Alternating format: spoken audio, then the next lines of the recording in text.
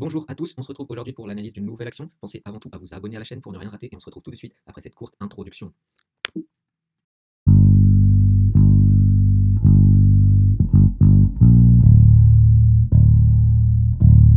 Bonjour à tous, il est aujourd'hui le lundi 27 avril 2020, il est actuellement 18h16 et je voudrais vous présenter l'action Accor. Pour ça, abonnez-vous à la chaîne, mettez un commentaire et likez la vidéo si ça vous plaît. Alors, j'ai été un peu absent ces derniers jours, je m'excuse, hein, je vais essayer de faire des vidéos plus fréquemment. Par contre, je viens avec vraiment une très belle action qui, je pense, mérite toute mon attention et votre attention aussi, si vous êtes des investisseurs sur la méthode fondamentale et sur l'investissement à long terme. C'est l'action Accor. Hein, vous l'avez vu, Accor. Alors, Accor, actuellement, donc à 18h16, est cote à 25,44 euros. Elle a pris 3%, 3% et demi à peu près aujourd'hui. Donc, je m'attarderai un peu plus sur le graphique après. On va tout de suite rentrer dans ce qui est important. Donc, alors, Accor, retour sur investissement de 4%, donc ça aille. Normalement, on cherche des rentabilités sur investissement de 8%. Là, 4%, pour moi, c'est un peu faible, mais bon, c'est toujours 4% de rendement. Les dettes sur capitaux propres, on voit que c'est 53,79%. Bon, c'est au-dessus des 50, mais ça reste raisonnable. Et les dettes long terme, elles, par contre, sont en dessous des 50%, donc c'est plutôt appréciable. C'est plutôt appréciable. Regardez si je voyais le PBR, je crois que c'est dans le général ça.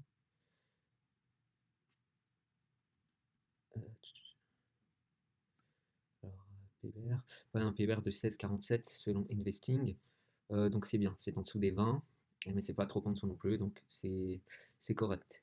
Donc là pour l'instant, il n'y aurait que vraiment le petit 4% de rendement sur les investissements, qui est un peu dérangeant. Bon, on voit que le dividende c'est 1,5 €, ça représente 2,84, donc presque 3%. Le bénéfice par action il est à 1,50, donc ça laisse on va dire 45-50 centimes de marge. Donc ça j'aime bien, parce que quand le dividende est plus important que le bénéfice par action, c'est pas trop bon quoi. C'est pas trop bon. En zone bourse, qu'est-ce qu'ils nous mettent? Un PBR, bon, ils disent PBR à 26, mais parce qu'ils sont sur un cours à 41. Étant donné que le cours a baissé, ouais, on devrait plus être sur les 16. Je ferai plus confiance à Investing pour le coup. Bon, là, ils nous mettent une projection à 235. J'imagine que c'est parce que Accor, c'est un peu en panne, vu que c'est surtout un secteur hôtelier, et que là, avec le coronavirus, c'est pas l'idéal. Mais bon, il faut voir, est-ce que après ça va se relever ou pas. Voilà, vous voyez, 2021, bon, ça redescend à 23, même si moi, je n'accorde pas grande importance aux estimations. Mais bon, là, c'est sûr qu'on peut pas, sinon on n'achèterait rien, parce qu'on sait très bien que aujourd'hui, avec le coronavirus, toutes les entreprises sont en difficulté, peut-être, sauf l'agroalimentaire et la grande distribution. Il faudrait que je fasse une analyse là-dessus d'ailleurs. Mais sinon, oui, toutes les entreprises vont être en perte puisqu'elles sont à l'arrêt. Donc voilà, on ne peut pas se baser sur un petit fait comme ça pour empêcher tout investissement. Justement, on doit profiter de l'effet d'aubaine que les entreprises temporairement à l'arrêt, ça déclenche des baisses de cours pour les acheter parce qu'on sait que bon, ça fait des années qu'elles montrent qu'elles sont fiables et si c'était pas le coronavirus, elles seraient restées fiables quand même. Par exemple, l'action Airbus, elle était en perte avant le coronavirus, donc là j'ai pas envie de l'acheter. Alors par contre, quelqu'un m'a dit dans les commentaires qu'elle serait en perte parce que elle a acheté Bombardier. J'ai pas vérifié, mais bon, je le crois. C'est une erreur de ma part si je l'avais pas vu. Mais dans tous les cas, elle a investi au point de se mettre en perte. C'est pas, il y a d'autres entreprises qui font des grands investissements et qui se retrouvent pas avec des résultats en perte. Et maintenant, quand vous êtes mis en perte pour faire un investissement et que vous avez quelque chose comme le coronavirus, bah, va le rentabiliser l'investissement. Donc ça me paraît, voilà. Tous les gens qui se jettent sur Airbus, moi je continue sur ma méthode. En 2019, elle ne valait pas ça. Donc si Airbus redescend à ce que j'avais dit, c'était combien? Airbus, ouais, Airbus, je crois que c'est ouais, à peu près 20 euros, hein. Donc, bon, 50, ça peut descendre. Après, c'est des gens aussi qui disent ah bah non, achète à 50 parce qu'ils ne s'imaginent pas que ça puisse descendre jusqu'à 20. Mais en bourse, la seule certitude qu'on a, c'est que ça peut descendre jusqu'à zéro. Après, ça peut monter indéfiniment. Mais la seule certitude qu'on a, c'est que ça peut descendre jusqu'à zéro. Donc, moi, tant que c'est pas au bon prix, bah, j'achète pas, je suis désolé, hein. Ça peut être des investissements, ça peut être ce que vous voulez, mais moi, voilà, c'est la méthode. Si c'est pas au bon prix, bah, je prends pas. Voilà. Donc par contre, on y va. Alors compte de résultats. Donc chiffre d'affaires en 2019, 4 000 millions, plus 400 000 millions, 400 millions je veux dire. Euh, L'excédent brut, bon, c'est en hausse. Résultat d'exploitation, bon là il y a une baisse de 53 millions. Résultat net part du groupe, c'est en baisse là de beaucoup. Mais 2018, il y a eu un résultat exceptionnel en fait, si on se pose, parce qu'il y a sûrement eu une vente d'actifs.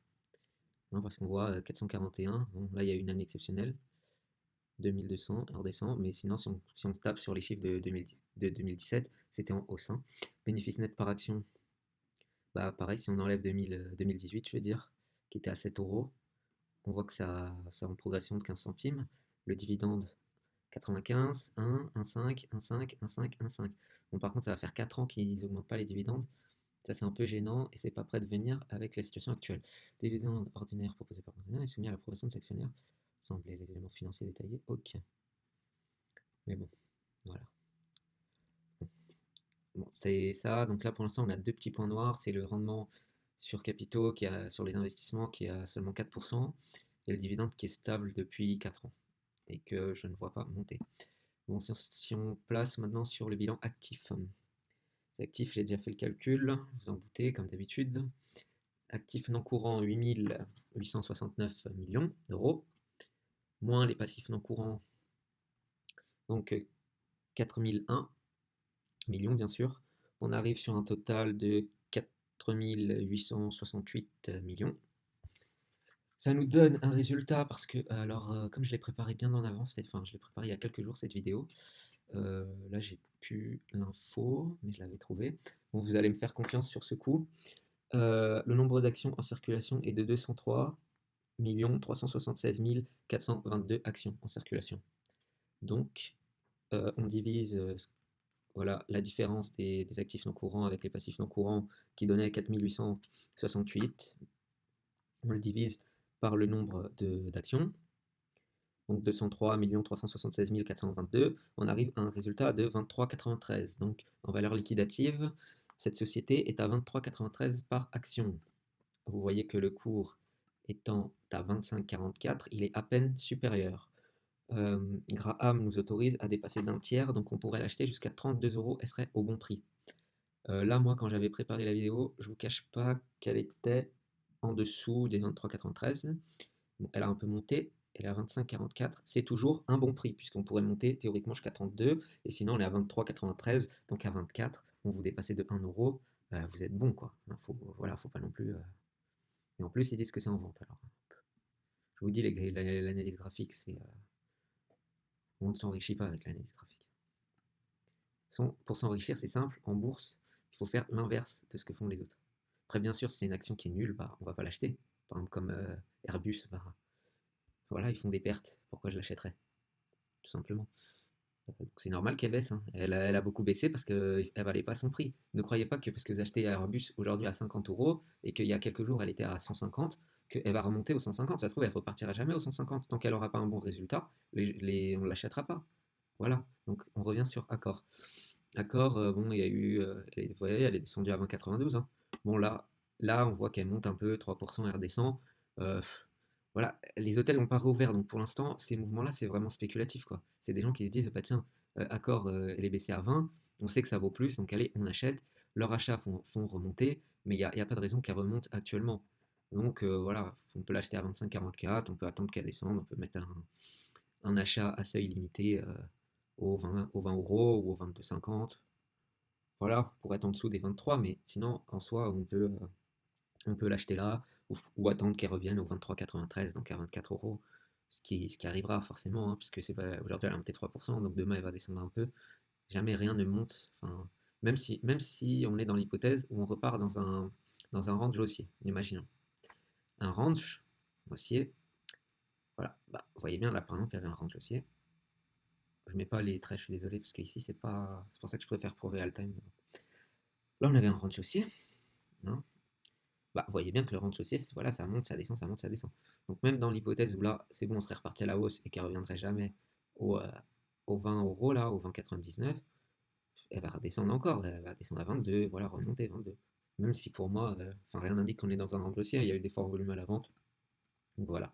Donc moi je vais attendre encore un peu, parce que là, 25,44, voilà, si je l'avais acheté il y a quelques jours quand j'avais fait l'analyse, je l'aurais eu à bon prix. Là, voilà, 25,44. Du coup, ça me semble cher, mais c'est pas cher. C'est un bon prix pour cette action. C'est un très bon prix.